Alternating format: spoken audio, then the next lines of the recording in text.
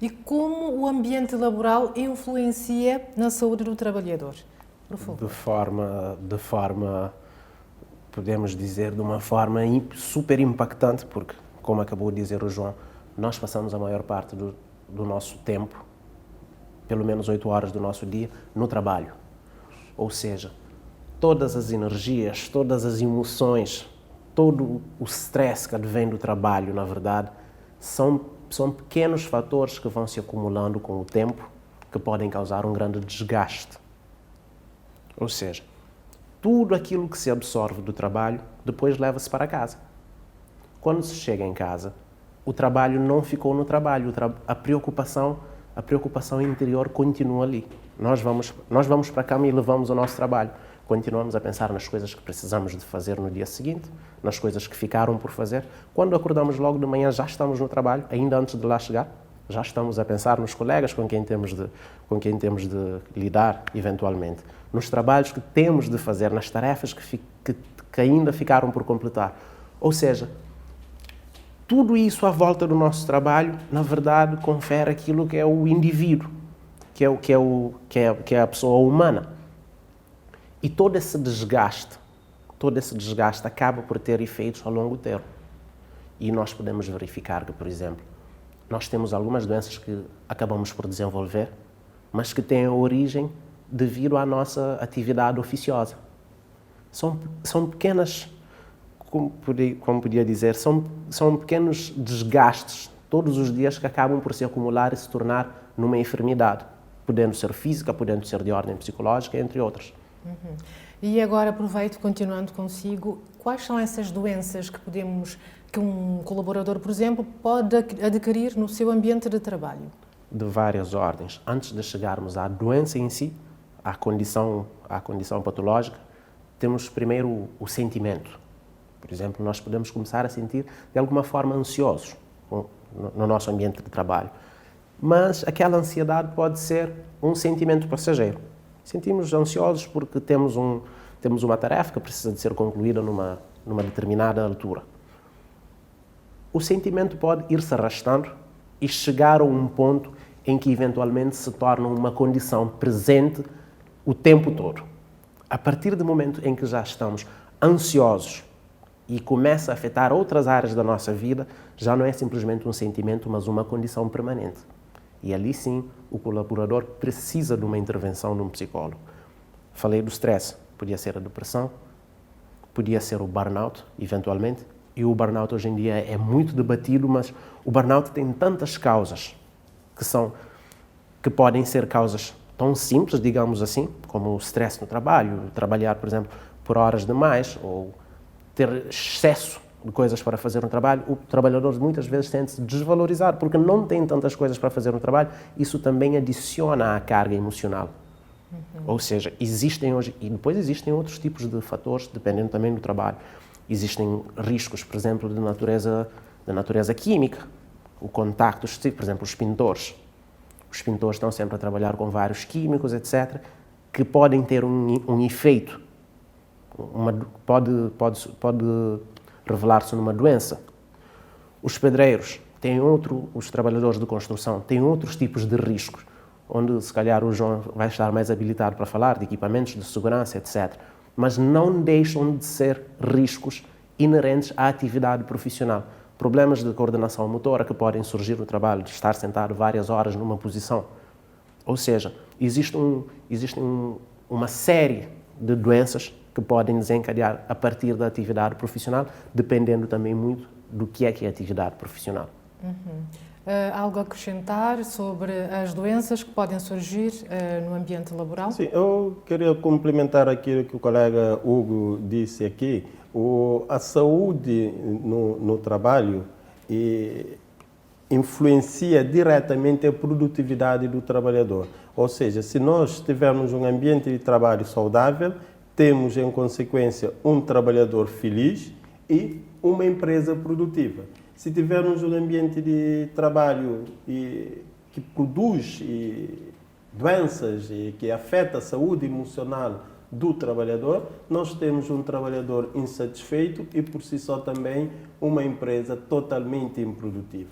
Então, isso é uma razão fundamental para que as empresas apostem naquilo que tem de melhor, que são os recursos humanos. Ou seja, na verdade, agora nem se fala muito no termo recursos humanos, porque alguns estudiosos na matéria consideram que o colaborador em si não pode ser visto como um recurso, mas sim como um parceiro da empresa. E no ambiente do trabalho, claro está, aqui entra a responsabilidade de um técnico de segurança do trabalho, complementando também por especialista na área da medicina do trabalho, médico do trabalho, psicólogo do trabalho, que tem o dever de avaliar o ambiente do trabalho em termos de riscos existentes, os riscos profissionais, que estão divididos entre riscos ambientais e riscos operacionais. E normalmente nos riscos ambientais temos vários riscos, já se falou aqui do risco químico, que produz doença, por exemplo, dermatose na pele, e temos também a questão do próprio síndrome de Burnout, que o Hugo poderá também falar mais concretamente sobre isso, as lesões por esforço repetitivo. E é necessário aqui avaliarmos e repensarmos o formato com que os recursos humanos avalia o ambiente do trabalho. Por quê? Porque normalmente um simples sentar numa cadeira pode nos provocar doenças. E temos a questão muitas das vezes temos vários trabalhadores que hoje sentem problemas de coluna. É derivado às vezes de postura inadequada. Olha que nós, como o Hugo disse, nós passamos todo o nosso tempo praticamente no trabalho. E eu normalmente digo que a nossa vida está dividida em 3/8.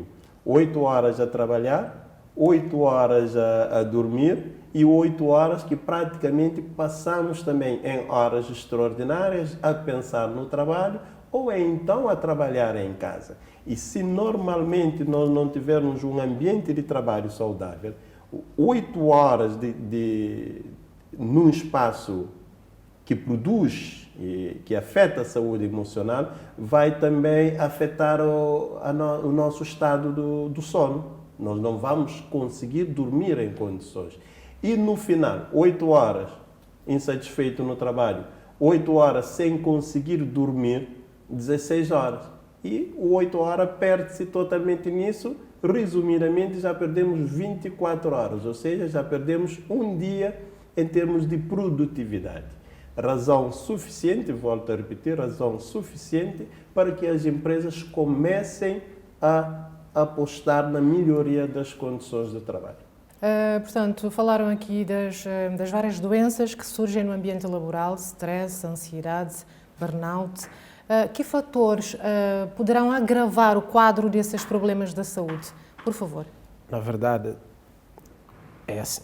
Nós temos trabalhos, principalmente, nós temos atividades profissionais que são mais propensas a gerar algum tipo de desconforto ou desgaste emocional. E depois nós somos humanos, nós temos toda uma vida pessoal, temos as nossas famílias, o nosso sistema de apoio social, etc. Isso tudo junta, isso tudo transforma-se numa bola de neve que vai se desencadeando cada vez mais, que vai se acumulando cada vez mais, e tudo isso no final do dia acaba por pesar muito. O indivíduo, por exemplo, que sabe que vai trabalhar numa distância enorme, depois sabe que quando já sai cansado, não ganha o suficientemente bem, tem de voltar para casa, fazer aquele percurso outra vez e já está a pensar no caminho, mas eu preciso ainda de fazer isso, preciso de fazer aquilo. O meu dia não vai render como eu gostaria, mas fora não render, eu não sou pago suficientemente bem que é para compensar todo esse estresse no final do dia. O que é que acontece? Começamos a gerar frustração. Muitos trabalhadores já vão para casa extremamente frustrados. E quando chegam em casa, faz o quê? Consumo excessivo de álcool. Ou seja, começamos a juntar o problema de casa, o problema emocional, o problema do trabalho, mais o álcool, e começa a estar tudo interligado. Ou seja, nós não temos, portanto, inclusive hoje já se considera diabetes como sendo o stress uma das causas primárias, ou seja, das primeiras causas dos primeiros fatores a desencadearem numa doença física. O que é que isso nos mostra? Que todos esses pequenos constrangimentos que podem ser causados pelo trabalho, na verdade, têm ramificações que nós não conseguimos ver à vista desarmada. Mas com o tempo, todo esse desencadear dessas situações, o acumular de todas essas situações, podem levar a situações que depois, numa fase mais tardia, nós nem sequer chegamos a associar o problema final com o início do problema, que é um problema de saúde ocupacional. Percebe? Ou seja, as pessoas muitas das vezes, por exemplo, não realizam que o problema de dores nas colunas, por exemplo, dores na coluna, né? Muitas das vezes as pessoas, quando já estão num estado avançado, não pensam que foi há 20 anos que o problema começou. Por exemplo, nas Forças Armadas, muitas das vezes usam-se materiais como bota, que não estão em tão boas condições. E aquilo começa a ter um pequeno impacto na posição reta que devemos adotar. Ao não acontecer, começa a criar pequenos desequilíbrios na postura. E depois de 2 anos, o indivíduo, ainda jovem, começa a sentir pequenas dores na coluna. E depois não sabe qual é a relação entre as dores na coluna que sente atualmente e o mau equipamento, ou o equipamento em péssimas condições que começou a usar há 2 anos atrás. Ok. Quer acrescentar algo? Que fatores, essencialmente, poderá agravar as doenças que surgem no ambiente laboral? O ambiente do trabalho, por si só, já pode provocar doenças e também acidentes do trabalho. Podemos começar por uma simples cadeira, a forma de sentar, a postura do trabalhador, ou do colaborador neste caso, também influencia muito. Por quê? Porque normalmente, se não se tiver uma cadeira confortável, o trabalhador em 2 minutos já fica inquieto. E quando entra nesse momento de inquietude, normalmente perde o foco para a produtividade. E posso também, por exemplo, a mesa com o computador.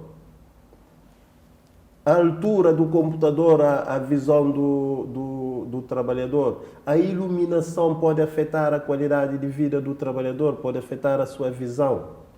O ruído também no ambiente do trabalho pode afetar a saúde do trabalhador. E nós, normalmente, quando falamos no ruído, pensamos logo somente o ruído elevado é que provoca doenças ao trabalhador. Não. Mesmo um ruído baixo, mas contínuo, de forma constante, exato. Constante, contínuo, pode provocar stress ao trabalhador. Já se falou aqui muito na questão do stress. O stress é bom, por um lado, mas também tem a parte negativa do stress. Diz normalmente que o stress pode ser o sal da vida, mas também, por outro lado, pode ser o veneno. O stress normalmente nos impulsiona a fazer algo de bom, mas em sentido contrário pode nos levar à depressão, inclusive também à morte do próprio trabalhador.